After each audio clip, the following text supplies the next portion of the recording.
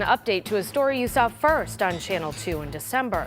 What started as a VA investigation into one of the Buffalo VA's key leaders is now a larger investigation into multiple allegations of harassment by multiple people. Channel 2's Erica Brecker joins us now with an update. Erica.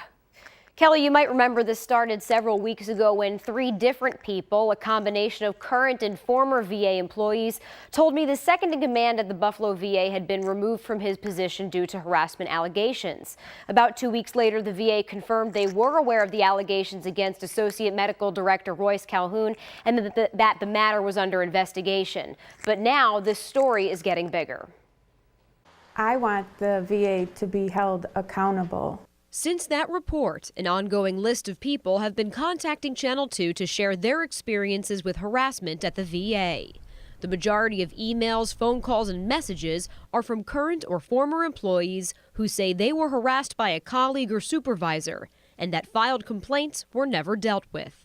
Lewd comments, lewd behavior with body behavior, and I've gotten nowhere with it. Henry Ziegler is one of at least 7 people willing to be interviewed about what he went through.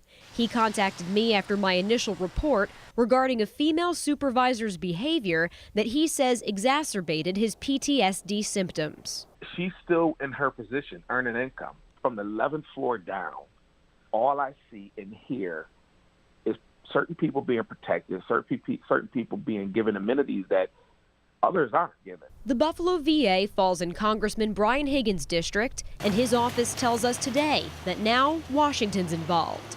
Higgins' spokesperson said the VA's Office of Accountability and Whistleblower Protection is investigating several reports of harassment and that the investigation should conclude by the middle of the month.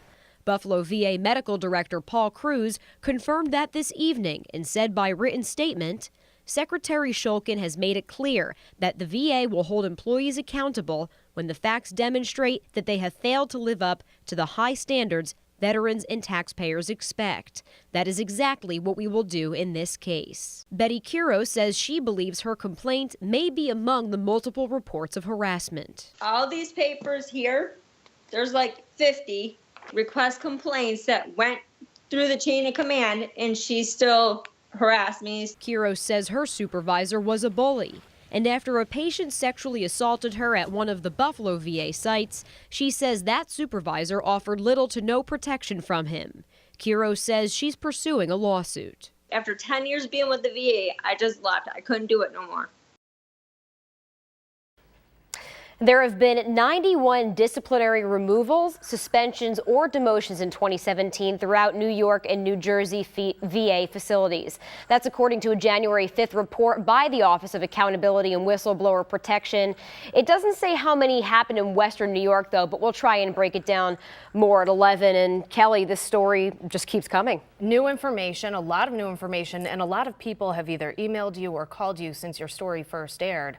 So many that you don't have time to put them in exactly. a piece that's 2 minutes long. Yeah, we're waiting for each new update, which, you know, there's legal ramifications. I need to wait for certain confirmations by the VA, but there are people lined up who are fed up and want to tell their story. And they're ready to talk in public about it. They are. All right, we know you'll stay on it for us. Thank you, Erica. You're welcome.